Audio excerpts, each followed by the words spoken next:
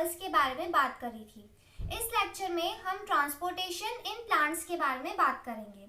तो प्लांट्स में ट्रांसपोर्टेशन के लिए दो कंडक्टिव ट्यूब्स प्रेजेंट होते हैं, जाइलम एंड फ्लोएम।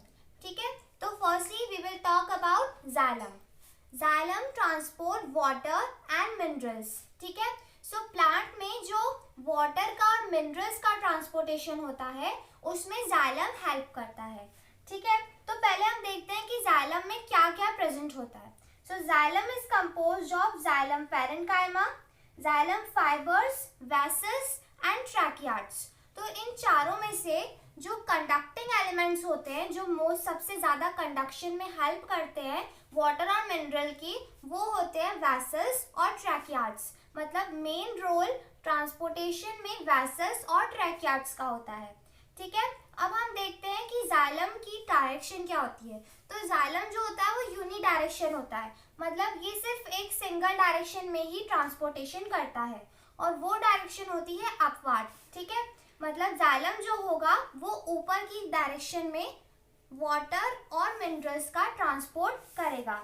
ठीक है, तो अब हम देखते हैं कि ये ट्रांसपोर्टेशन, जो वाटर का ट्रांसपोर्टेशन होता है, वो किस तरह से होता है। The water which is lost through stomata is replaced by water from xylem vessels in the leaf. Okay, so हम जानते हैं कि लीफ में एक प्रोसेस होती है, वो होती है ट्रांसपिरेशन की प्रोसेस।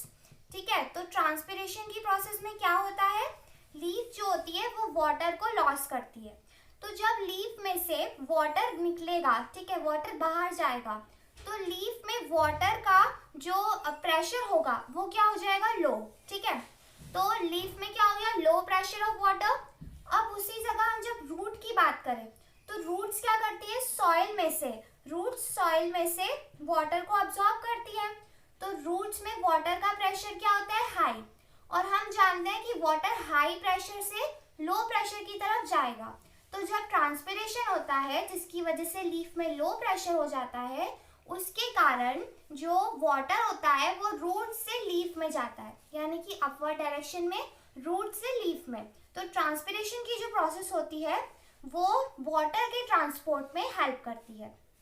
इसके अलावा ट्रांसपोर्टेशन ऑफ वाटर में दो फोर्सेस होते हैं, एक एडहेसिव फोर्स, एक कोहेसिव फोर्स।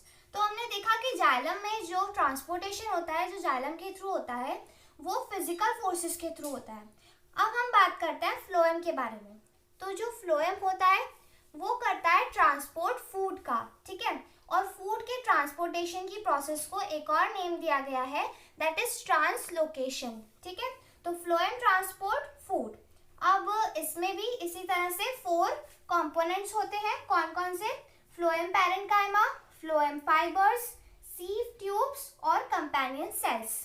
और अब जैसे हमने इसमें बात करी थी कंडक्टिंग एलिमेंट्स होते हैं वेसल एंड ट्रैकियार्ड, उसी तरह से फ्लोएम में कंडक्टिंग एलिमेंट होती है सीव ट्यूब्स। ठीक है, तो इसमें कंडक्शन का मेन काम कौन करेगा, सीव ट्यूब्स। अब हम बात करते हैं फ्लोएम की डायरेक्शन के बारे में।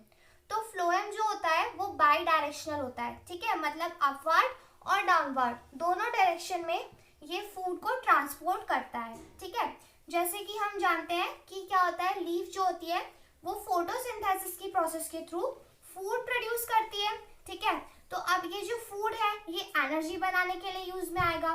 तो एनर्जी जो है वो प्लांट के हर पार्ट को चाहिए। ठीक, तो अब क्योंकि हर पार्ट को चाहिए, इसीलिए उसकी जो डायरेक्शन होगी फ्लोएम के वर्क करने की, वो अपवर्ड और डाउनवर्ड दोनों डायरेक्शन में होती है। लीफ से जो फूड प्रोड्यूस होता है वो प्लांट के हर पार्ट में फ्लोएम के द्वारा पहुंचाया जाता है। तो हमने देखा था जाइलम में फिजिकल फोर्सेस जैसे कि एडहेसिव फोर्स, कोहेसिव फोर्स और ट्रांसपिरेशन के थ्रू ट्रांसपोर्टेशन होता है। उसी तरह से हम बात करते हैं कि फ्लोएम में किस तरह ट्रांसपोर्टेशन होता है। तो फ्लोएम में एनर्जी का यूज करके ट्रांसपोर्टेशन होता है। ठीक है, मतलब ट्रांसपोर्टेशन ऑफ फूड कैसे होता है, बाय यूटिलाइजिंग एनर्जी। ठीक है, तो होता क्या है, materials like sucrose is transferred into phloem tissue using energy from ATP। ठीक है, तो ATP हम जानते हैं एडेनोसिन ट्राइफॉस्फेट, इसके फॉर्म में एनर्जी सेव्ड होती है।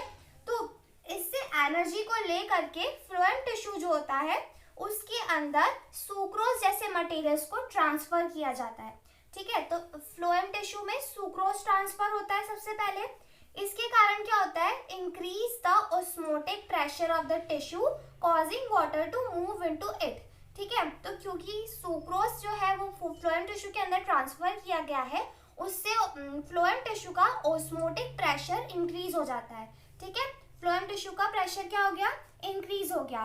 This pressure moves the material in the phloem to tissues which have less pressure. क्योंकि फ्लोएम टिश्यू में अब प्रेशर ज्यादा हो गया है, तो जिन टिश्यूज में प्रेशर लेस होता है उन टिश्यूज में फ्लोएम का जो मटेरियल होता है वो ट्रांसपोर्ट हो जाता है। मतलब वही, इसमें भी वही कॉन्सेप्ट लग रहा है कि हाई प्रेशर से लो प्रेशर में जाएगा।